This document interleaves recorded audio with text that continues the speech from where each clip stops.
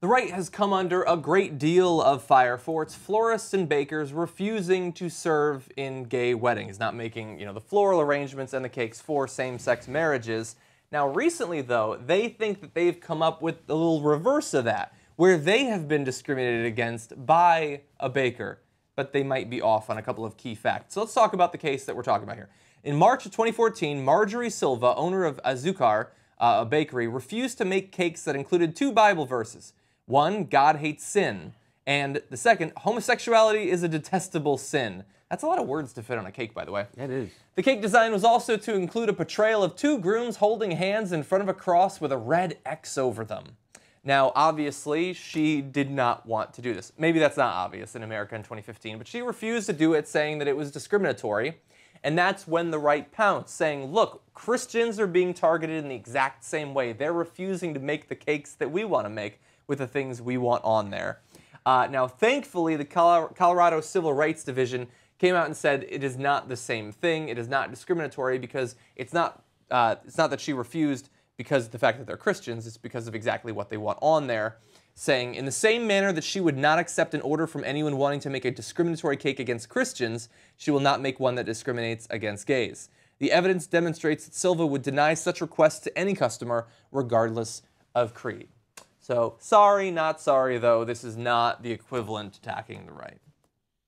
So I thought, again, with the gay cakes, again with I thought the Republican Party was the party of business. Turns out it's the party of bakers.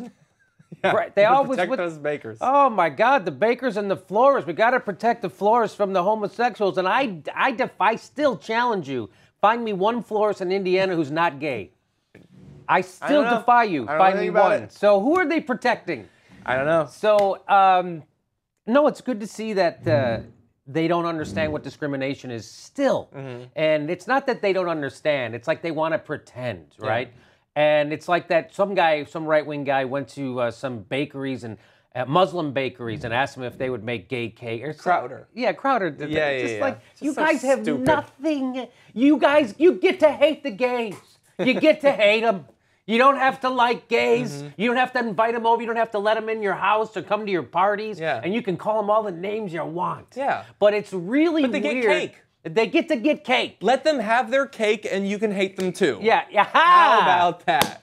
You can have their cake and eat it too, but it's always uncomfortable when liberals have to explain to conservatives how the free market works, right? Yeah. So the free market, it has to be free and open for everyone in order for it to work properly, which is why corporations are against these stupid fucking laws because corporations are all about making money and they know how the market works. Yeah. And they don't want these stupid laws anymore. Yeah. Yeah, and look, first of all, I want to recognize that Marjorie Silva, good American, like the fact that she refused it. Like, I'm glad because when you make this sort of stance, like, she's going against a Christian. And the sort of Christian who would come in and try to put that on a cake, he's looking for a fight. Yeah. And so the fact that she stood up to him, I think, is admirable. It's brave. Like, she could have had a ton of hate from her community put onto her. It's possible that actually happened. I don't know in the research that I've done. But at least the court is backing up that's something. Secondly, man, that cake would have sucked. Who the hell wants some of that cake? Homosexuality is a detestable sin? That's what you want on your celebratory dessert? What is wrong with you? No, it's for Bobby Jindal's birthday party. Are you kidding me?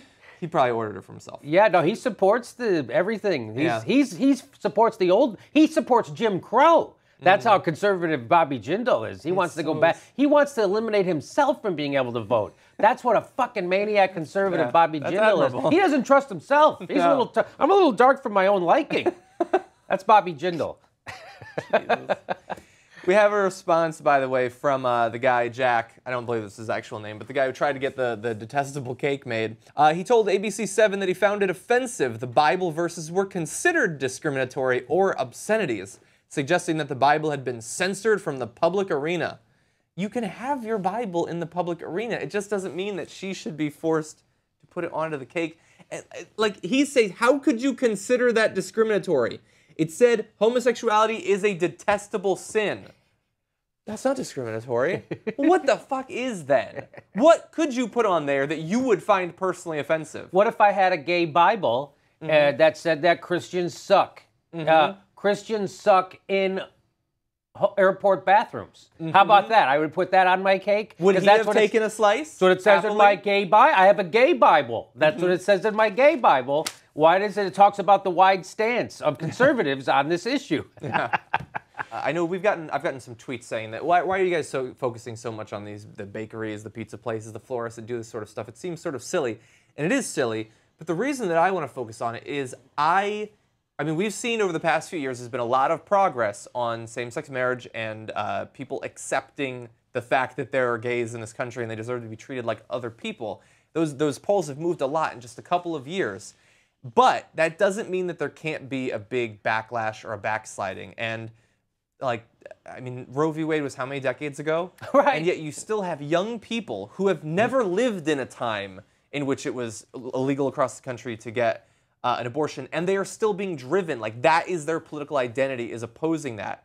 And so it might be that, yes, we've made a lot of progress when it comes to acceptance for homosexuality, but does that mean that we won't have a generation born who still thinks that they need to rally about same-sex marriage 20, 30, 50 years from now? It seems ridiculous and it seems impossible to imagine, and yet I feel like it could happen. And so I think watching for this sort of thing is a worthwhile endeavor.